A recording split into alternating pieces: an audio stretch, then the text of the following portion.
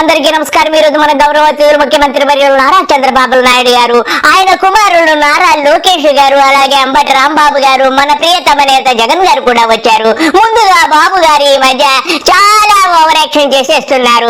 ఎక్కడ పడితే అక్కడ వంటగదిలో దూరడం, వంటలు చేసాడు. ఈ మధ్య కావలి వెళ్లి అక్కడ చేపల కూర వండేసి ఎంతో చక్కగా తిని వచ్చేశారు. అలాగే ప్రతి నెల హెలికాప్టర్ ఎక్కి ఎక్కడికో వెళ్లిపోవడం, అక్కడ వంటగదిలో దూరేయడం, వంటలు చేసేయడము, ఇలా చేస్తూ కోట్లాది రూపాయలను రాష్ట్ర ఖజానాకు బోక పెట్టేసి విచిత్రమైన నాటకాలు ఆడుతున్నారు. అంబటి రాంబాబు గారు వచ్చారు. చెప్పండి మా బాబు గారి గురించి. ఎంత డెవలప్ అయిపోయారంటే, సరే ఇంతకు ముందు వెన్నుపోటు పోవడంలో మిమ్మల్ని మించిన వాళ్ళు లేరు, కానీ ఈ మధ్యన లేటెస్ట్గా మిమ్మల్ని చూస్తుంటే చాలా గొప్పగా అనిపిస్తుందండి.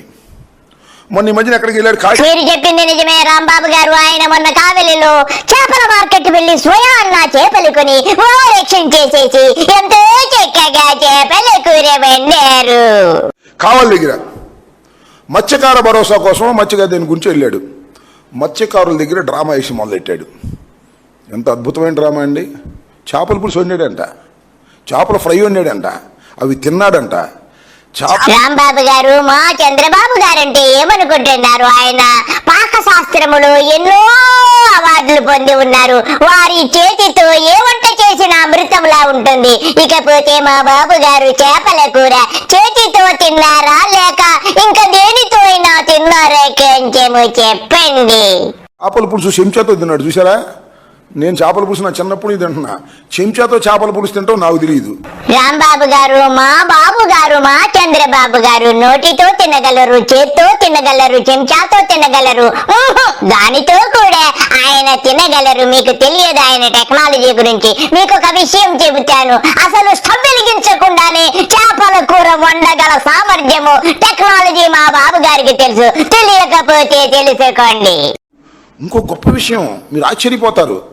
అసలు స్టవ్ వెలిగించుకోకుండానే చేపల పులుసు వండినటువంటి ఘటన సమర్థుడు నారా చంద్రబాబు నాయుడు గారు. ఎంత టెక్నాలజీ పెరిగిపోయిందండి. అసలు గ్యాసు మండలేకోకుండా, గ్యాసు స్టవ్ వెలిగించుకోకుండా, గ్యాసు స్టవ్ మీద చేపల పులుసు వండినటువంటి ఓ మహానుభావ నారా చంద్రబాబు నాయుడు గారు. ఎందుకయ్యా ఈ డ్రామాలు నాకు అర్థం కాలేదు.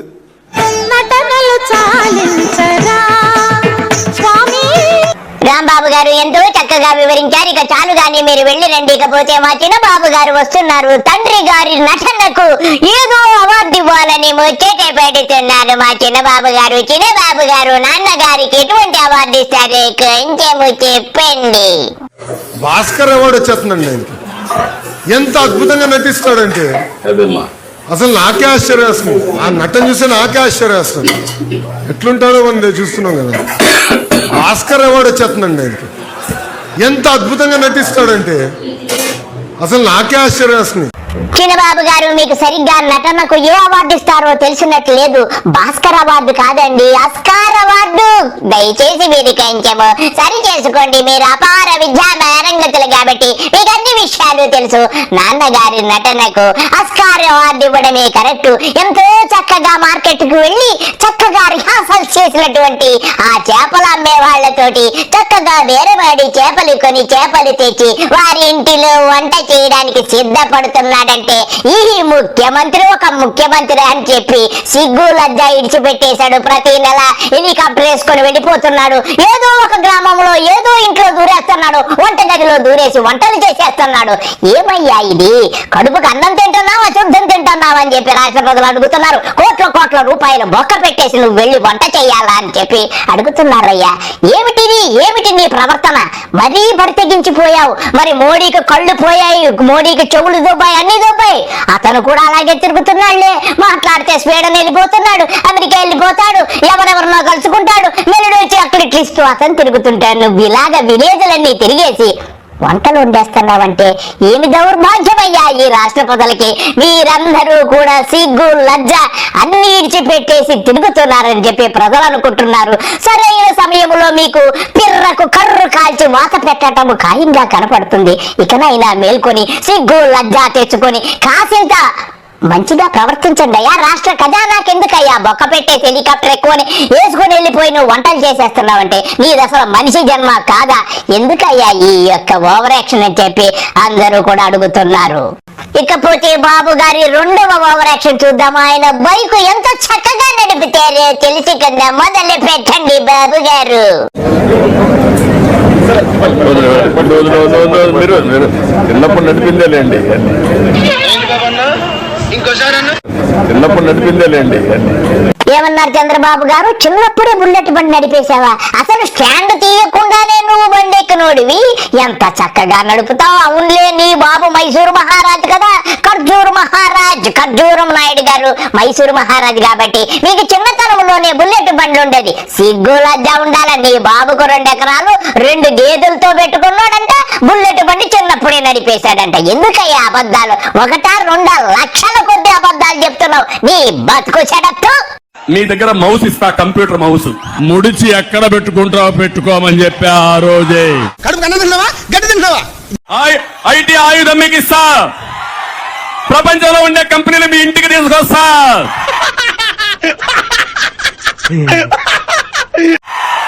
వర్క్ ఫ్రమ్ హోమ్, మీ ఇంట్లో కూర్చొని అమెరికా కంపెనీకి నువ్వు పనిచేయి.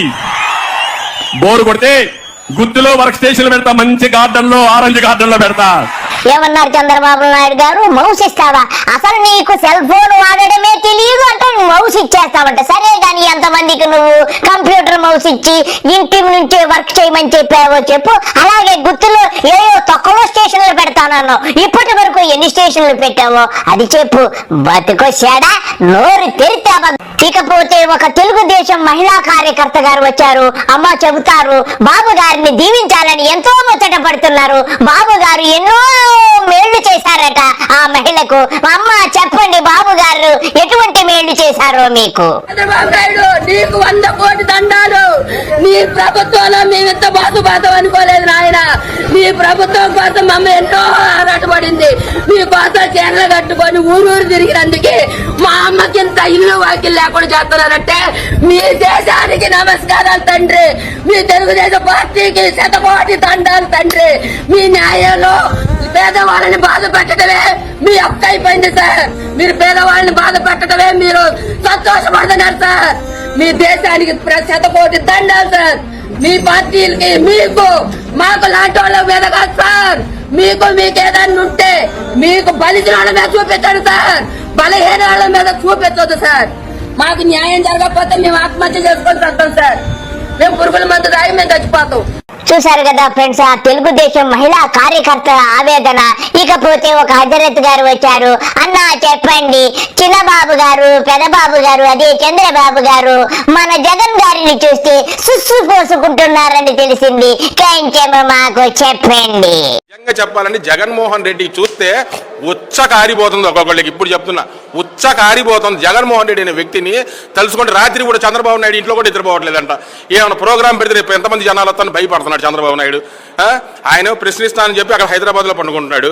ఐటీ శాఖ మంత్రి ఏమో నేను అమెరికా నుంచి ఇంత ఫండ్ తెచ్చాను, లేకపోతే డావోస్ నుంచి ఇన్ని ఫండ్ తెచ్చానని చెప్పేసి చెప్పుకోవడం తప్ప మీరు దేనికైనా ఒక్క నిధులు కూడా తీసుకురాని చేతమ్మ దద్దగారి ప్రభుత్వం ఏంటంటే ఇదే ప్రభుత్వం. ఇకపోతే బాబు గారు సంపద సృష్టించి ఆదాయం పెంచి ఆ యొక్క ధనాన్నంతా బీద వాళ్లకు పనిచేస్తానని చెబుతున్నారు. చెప్పండి బాబు గారు, ఎంత సంపద సృష్టించారు, ఎప్పుడు పంచుతున్నారు? మళ్ళీ సంపద సృష్టించి ఆదాయం పెంచిన ఆదాయం నిరంతరం ఈ పేదవాళ్ళకే ఖర్చు పెడతానని చాలా స్పష్టంగా చెప్పారు. మీరు అనుకుంటున్నారు పిల్లలు భారం అని. కాదు, పిల్లలే మీకు సంపదను నిరూపించే బాధ్యత నాదని మరొకసారి హామీ ఇస్తున్నా. నీ బతుకు నువ్వు, నీ బతుకు జడ. ఈ రోజు మళ్ళీ పిల్లలే సంపద, పిల్లల కోసం మనం అందరం కూడా కృషి చేయాల్సిన అవసరం వచ్చిందని మీ అందరికీ తెలియజేస్తున్నా. అందుకని నేను ఇంకొక నిర్ణయం కూడా చేసుకొని నెలలో వస్తున్నా మీ దగ్గరికి. మూడో చైల్డ్కి 30,000 రూపాయలు పుట్టిన వెంటనే ఇస్తాం. 4వ చైల్డ్కి 40,000 రూపాయలు ఇస్తాం. నీ బతుకు సేడ, నీ ముఖానికి మళ్ళా ఎర్రినో ఒకటి. పిల్లలు కనేస్తే 10,000, 30,000, 40,000 ఇస్తే నీ అమ్మ మొగుడు పెంచుతాడరా? ఏం మాట్లాడుతున్నావు? కడుపు కన్నం తిన్నావా, అశుద్ధం తిన్నావా? చంద్రబాబు చెప్పండి, జగన్ గారు ఈయనేం తిన్నాడు? కొంచెము సంపద సృష్టిస్తాను అని చెప్పిన ఈ పెద్ద మనిషి ఇప్పుడు ఏమంటా ఉన్నాడు? సంతానమే సంపద అంటున్నాడు. అని అంటూ ఏమంటున్నాడు? ముగ్గురిని కానండి, నలుగురిని కానండి అంటాడు. మూడో చైల్డ్కి 30,000 రూపాయలు పుట్టిన వెంటనే ఇస్తాం. 4వ చైల్డ్కి 40,000 రూపాయలు ఇస్తాం. ఈ పెద్ద మనిషి చంద్రబాబు నాయుడు గారు ఏదైతే చెప్తాడో కనీసం ఆయనన్నా పాటించాలన్నా? ఒరే అన్న రూల్స్ పెడతారు, ఆయన ఫాలో అవ్వరు, కానీ మనం ఫాలో అవ్వాలి. కనీసం ఆయన కొడుకైనా పాటించాలన్నా? ఆయన కొడుకు ఒకడే, ఆయనకు ఒకడే, కానీ బీదోళ్ళకి మాత్రం 4 కావాలా? వాళ్ళు చదువుకోకూడదు, వాళ్ళ క్వాలిటీ ఎడ్యుకేషన్ ఇవ్వకూడదు, వాళ్ళకి ఇంగ్లీష్ మీడియం చదువులు ఇవ్వకూడదు, వాళ్ళ బతుకులు ఎప్పుడు చిరిగిపోయి ఉండాలా అనే ఆలోచన, దిక్కుమాలిన ఆలోచన చేయగలిగిన వ్యక్తి ఈ ప్రపంచంలో ఎవడన్నా ఉన్నాడంటే ఒక చంద్రబాబు తప్ప మూడోవాడు ఎవడు ఉండడు. బాబు గారు ఎంతో చక్కగా చెప్పారు పిల్లలను కనమని, మరి నీ కొడుకు ఎందుకు పిల్లలు కనటం లేదని చెప్పి జగన్ గారు ప్రశ్నిస్తున్నారు. అయినా గాని మీరెప్పుడు ఇంట్లో ఉంటారు? మీరు పిల్లలు కనాలంటే మీరు ఇంట్లో ఉండాలి కదా. ఎప్పుడు విమానం ఎక్కి తిరగడము, ఆ కొంపలో ఈ కొంపలో దూరి వంటలు చేయడమే నీ బతుకు సరిపోతుంది. బతుకు చెడా ఇంకా పోతే 23 నెలలు నువ్వేమేం పీకావో కొంచెం చెప్పు చంద్రబాబు. సిగ్గు లజ్జాన్ని ఇడిచిపెట్టేసి చెప్పు. అందరూ గుర్తుపెట్టుకోవాలి, 23 నెలలు పరిపాలన, 23 లక్షల కోట్ల రూపాయలు పెట్టుబడులు, మా పిల్లలకి 23 లక్షల మందికి ఉద్యోగాలు కల్పించే బాధ్యత ఈ ప్రభుత్వాన్ని. మీరందరూ గుర్తుపెట్టుకోవాలి.